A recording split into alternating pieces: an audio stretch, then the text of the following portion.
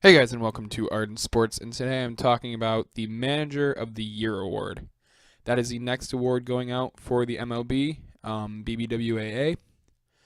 So, Rookie of the Year was announced tonight, and Shohei Ohtani, even though I was going on and on and on about it in the last video, how in my opinion he shouldn't win it, and he would probably come in second, and Andujar would win it. He ended up winning it. He was the fourth Japanese-born player to win it, along with Hideo Nomo, Ichiro Suzuki, and I'm forgetting the other one, and I can't remember who the hell it is. And Ronald Acuna Jr., no surprise there, he won it. I found out after rewatching my video when I went to edit it, I actually went through my valid points for my second place winner. I meant to say that Acuna would win it. I'm not going to take credit saying that, I called the National League Rookie of the Year. It was in the video as Soto. That's who I'm sticking with, even though I meant to say Acuna. We started off with, I believe, the National League last time, so let's kick it off with the American League this time. We have three people running. We have World Series champion Alex Cora, Kevin Cash of the Tampa Bay Rays, and Bob Melvin of the Oakland Athletics, who just got a contract extension through, I believe, 2021. So let's kick this off with Bob Melvin. In the beginning of the season, let's even start before that, the offseason. Athletics didn't do much of anything, really. They got Steven Piscotty, they re-signed Chris Davis, and that's really about it. They lost Sean Manaea a decent chunk of the way through the season. I think it was around July, if I'm not mistaken. And needless to say, I don't really necessarily. I shouldn't say that I'm trying to think of how I want to put this. I can't say that I expected them to do well because I don't think anyone really did, especially considering they were in last place for a decent chunk of the season. They ended up being the wild card team, or the second wild card team. They went back and forth with the Astros for a solid week and a half or so, maybe more, for first place. And I definitely did not want the Astros to get the wild card because I knew the Yankees would have been out from the word go at that point. Melvin did a hell of a job managing this year. I mean, he had a really lackluster pitching staff. He didn't have the best rotation or the best bench for that matter. Didn't have a solid. Not much of that team was really solid. That team was the literal definition of Moneyball. That was probably the first actual Moneyball team since Moneyball, since 2002. Or was it 2? Or I think it was 2002. Holy shit. Matt Chapman and Matt Olson both did pretty well this season. Semien did okay. Chris Davis again went on a wicked tear. I had him on my fantasy team to start this season, and he was off to a really slow slump, like 150, 2 home runs, and like a handful of RBIs, like 30 some RBIs, and that was in May, I'm pretty sure. I'm like, he's not going to do well this year. This is going to be the first season that he doesn't get the 42 or 52 or whatever the hell it was. So I'm gonna trade him, and I ended up trading him for I think it was Verlander and Judge, I think, or I don't know. Regardless, Melvin did so well, and so did his offense. His offense was probably the best part of the team because the pitching sure as hell did not get the job done every day. Bob Melvin is a deserving candidate for Manager of the Year. Do I think he'll get it? Had Cora not won the World Series in pending consideration, and had Cash not basically managed to a AL Central championship, then yeah, I think that Melvin would be a really strong candidate for it. But I don't see him getting it. So that's where I am with Bob Melvin. Next up, we have let's go with Kevin Cash. Kevin Cash kind of reinvented the wheel a little bit. He took his team, his pitching staff, his 4 starters on the 25-man roster, and he decided, okay, you know what? That 5th day, we're going to have a bullpen game. Not one starter is going to pitch. So he did that 2 or 3 days in a row, and those 3 days in a row, Sergio Romo started the game. Went 1 inning, and then it went on to the next guy, and then the next guy, and so on and so forth. And they did that for 9 innings. Some guys pitched 2 innings, some guys pitched a little more than 2. But with that being said, he kind of reinvented the wheel. Now, do I agree with this whole tactic of having, 7 pitchers pitch 9 innings? Absolutely not. I think that is a waste of your bullpen. I think that is a waste of pitching. There's no reason for them to have basically killed off their bullpen, because then when you have, Matt Andriese or Blake Snell or whoever go out the next day, and they can only get through 2 innings and give up 7 runs, and you pretty much burn your bullpen, then what do? You kind of got to throw that game. Now, the Rays had a hell of a record. In fact, I don't even remember exactly what the record was, but I remember reading something on, I think it was ESPN, that had the Tampa Bay Rays been in the American League Central, they would have won the division over the over the Cleveland Indians. Or no, they would have been within 1. They were 90-72. The Cleveland Indians were 91-71. So had the Rays been in the American League Central, they would have more than likely, they wouldn't have been a wild card team, but they would have been within 1 game of being in the playoffs, in the postseason. Kevin Cash is a good manager. He's actually one of my favorite managers to date. Obviously, I still, obviously like Joe Madden, Bruce Bochy. Hell, I miss Joe Torre being the Yankee manager. I really do. But Kevin Cash is a really good manager, and he will get that Manager of the Year one day. Now let's go on to the obvious choice for Manager of the Year. I hate that I'm saying this. In his first year managing the team, Mr. Alex Cora, World Series champion, brings his team. He didn't do much, to be honest, in my opinion. Yes, he formed the lineup. Yes, he picked who to start. Yes, he did the bullpen. Yes, he did blah, blah, blah, blah, blah, blah, blah, blah, blah, blah, blah. But when you have a lineup that consists of Mookie Betts, Andrew Benintendi, Xander Bogaerts, freaking Steve Pearce, Sandy Leone, Rafael Devers, Dustin Pedroia, Brock Holt, and, who am I forgetting? Oh, yeah, JD fucking Martinez, not to mention Jackie Bradley Jr., and then you have a rotation that consists of Chris Sale and David Price as your 1-2, and you got Craig Kimbrell in the goddamn bullpen. How do you not win 102 games? Oh, 106 games. However fucking many games they won. 108.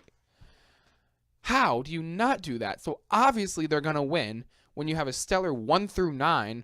Maybe, Hector Velasquez comes in and just gives up 7 runs. But overall, even Christian Vasquez, for crying out loud, I'm pretty sure he hit 230-something, 240-something this season. He hit better than Gary Sanchez. There's no reason for this team not to win 108 games like they did. There's no reason that they should not have won the World Series. Obviously, I didn't want them to being a Yankee fan. Obviously, I didn't want them to being a Dodger fan. Obviously, I didn't want them to in general. But how do you not when you have basically an all-star team? Cora had that team all set, ready to go for him. Francona helped assemble that team. He was the one when Dustin Pedroia was there and a couple others. Frickin' John Farrell helped him assemble that team. That team, minus JD Martinez, was assembled for him. But you know what? The BBWAA is not going to see that. I guarantee it. Therefore, Cora will win in a landslide for AL Manager of the Year. It's that simple. He won the World Series. Automatic win. Every time a manager has won the World Series, except for 1 or 2 that I can think of offhand, they've won Manager of the Year just because they won the World Series, because they had a team put together basically for them. Okay, rant over. In case it wasn't obvious, my pick for AL Manager of the Year is Alex Cora. Next up, let's move on to the National League. My roommate just texted me, probably telling me to shut up. Nope. Okay. So we got Craig Counsell, Bud Black, and Brian Snitker. Brian Snitker just had he has the Rookie of the Year on his team. Sorry. So got the Rookie of the Year on his team, and Ronald Acuna Jr. He started as the interim manager, was it, I believe 2 seasons ago. And, they were like, you know what, we're going to give this guy a chance, see how he does. He actually led the team pretty decently last year. Wasn't stellar, wasn't great, but it wasn't terrible. This season, he obviously does even better, and he wins the division at 90-72. Oh, look, another division win. 90 wins, Tampa Bay. Anyway, with that being said, it's not that he didn't really have a team put together for him to an extent. He built up a lot of this team himself. As far as Acuna Jr., Dansby Swanson, Ozzie Albies. I mean, don't get me wrong. Of course, you have Freddie Freeman on your team, so you're gonna do well with that. And Nick Markakis is a pretty okay player. Just name a couple. But with that being said, the catching department was not all that. Again, better than Gary Sanchez, but I mean, you can't always. A catcher is a definitely important part of the game. They're the ones that call the game. They're the ones that tell the pitcher what pitch to throw.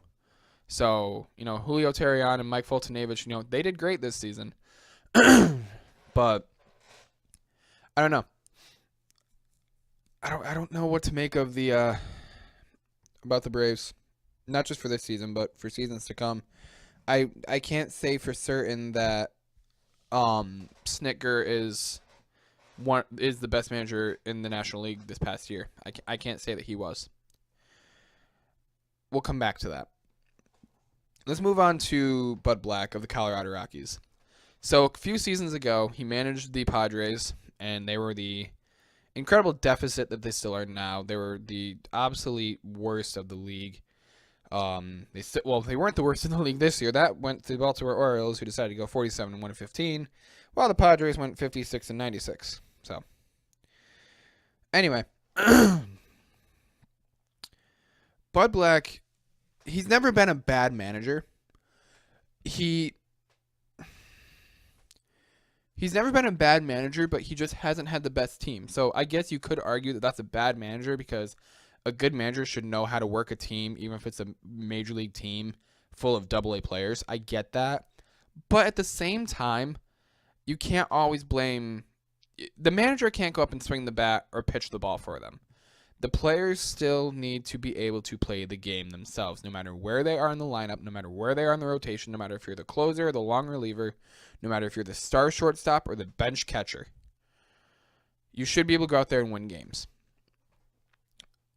Once Bud Black came to Colorado, he inherited a team of Trevor Story, Carlos Gonzalez, Ian Desmond, John Gray, etc., etc., etc., etc. Now, the Rockies had a pretty stellar bullpen this season, headlined by Wade Davis. And I definitely saw them getting a wild card at the very least this season. I thought maybe they could give the Dodgers a run for their money, and they kind of did. I mean, it was a one-game difference at the end of the season.